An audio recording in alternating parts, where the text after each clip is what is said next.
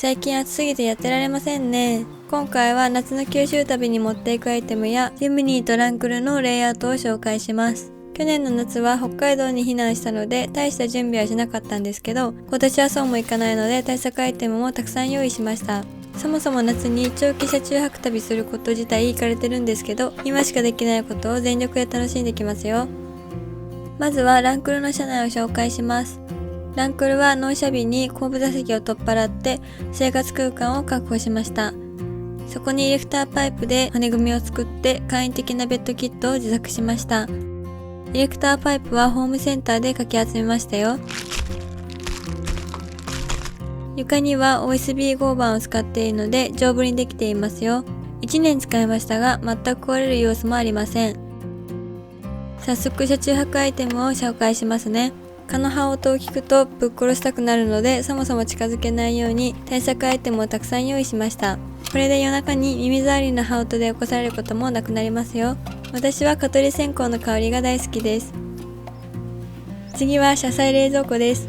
容量は35リットルでバッテリーだけで最大43時間稼働してくれます。山奥にこもりがちな私にとってはとてもありがたいアイテムです。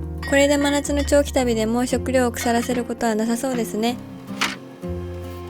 次は最近動画で紹介した車載クーラーです。車載クーラーを使うには空気を循環させなければならないんですけど、これは DIY で解決しました。マグネットとスポンジとネットを駆使して密閉性は高めつつ蚊が絶対入ってこれないように作りましたよ。見栄えはみっともなくて最悪ですが使い心地は最高です。去年の夏は北海道に避難したのでこんなものいらなかったんですけど、九州ではクーラーないと死ぬのででかくて場所取りますが持っていきます。車載クーラーと冷蔵庫で相当なスペースを使いますが、それでも生活空間は確保できそうでした。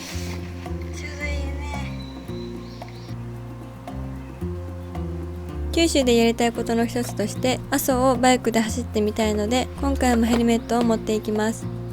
お気に入りのヘルメットですがゴーグルは飾りなので顔面に虫が張り付きます。今回の旅は長くなるので新しい車中泊マットも用意しました。冷蔵庫とクーラーを置くことを想定してぴったりのサイズのものを選びましたよ。マットは国民というメーカーのものを選びました。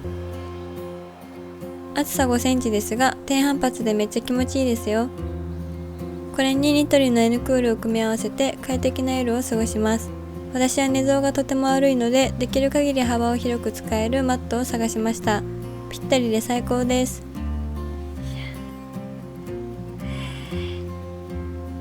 もう一つマットを選ぶ時のポイントとして下の収納スペースに入るものを選びました。これで普段は車内のスペースを有効的に使えます。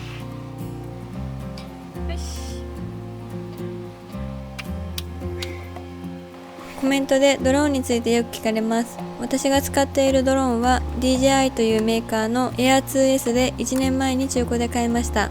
操作は難しくないのってよく聞かれるんですけど、スティック2本で上下左右に動かすだけなのでプレステをやったことがある人なら簡単ですよ。ドローンでは普段見れないような景色を映像に収められるので旅には必ず持っていきます。私が旅で撮ったドローン映像は一生の宝物です。次はアストロプロダクツで買えるオイルパンです。これは歯ブラシをするときとか洗面台の代わりに使えて便利ですよ。夜は防犯上のためなるべく車内にこもりたいので重宝しています。次は私がよく使っているテーブルです。これは側面が開くようになっているので調味料とか取り出しやすくて便利ですよ。今回は車中泊用のプロジェクターも持っていきます。雨で動けない日なんかは一日中車内でゴロゴロする日もあるので、そんな日はひたすらネットフリックスを見ます。冷蔵庫やクーラーなど車中泊で使う電力をどうやって供給するかなんですけど、こちらの走行充電器を使って電力を賄います。それでも足りない時は RV パークなんかで充電しようと思っています。九州旅の主な装備はこんな感じです。最高の思い出作ってきますね。次はジムニーの紹介をしますね。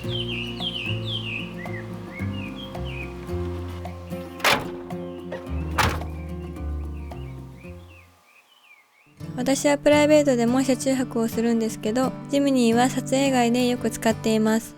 私のジムニーは XG グレードという一番安いグレードなので、キーレスじゃないですし、ミラーは手動ですし、エアコンもアナログです。最初は戸惑いましたが、今となっては武骨でかっこよくて気に入ってます。基本的にジムニーの車中泊アイテムはランクルと共用です。ジムニーは車内スペースを確保しようとすると収納が限られるので、屋根上にも収納を追加しています。はしごとルーフキャリアがあると荷物の出し入れも楽で便利ですよ。ジムニーの屋根から眺める景色が大好きです。ルーフのボックスについてよく質問いただくんですけど、私はボックスにキリで穴を開けて、ホームセンターの L 字の金具を取り付けて固定しています。こうすることで箱の蓋をいつでも開けられるのでとても便利ですよ。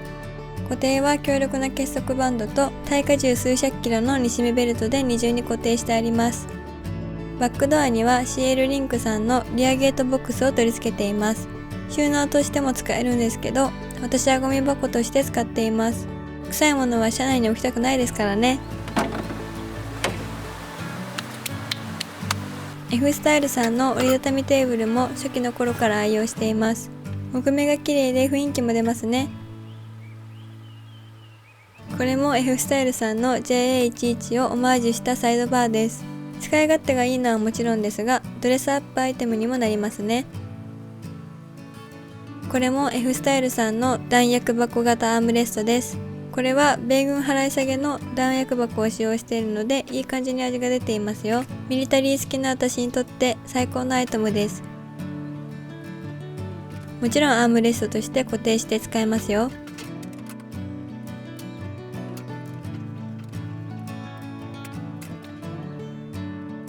いつも見ていただいている皆さんのおかげで、ついに九州旅を実現できそうです。本当にありがとうございます。今、旅に向けて計画を練っている段階なので、九州のおすすめスポットや集落などがあればコメントで教えてもらえると嬉しいです。最高の思い出作ってきますね。じゃあまたねー。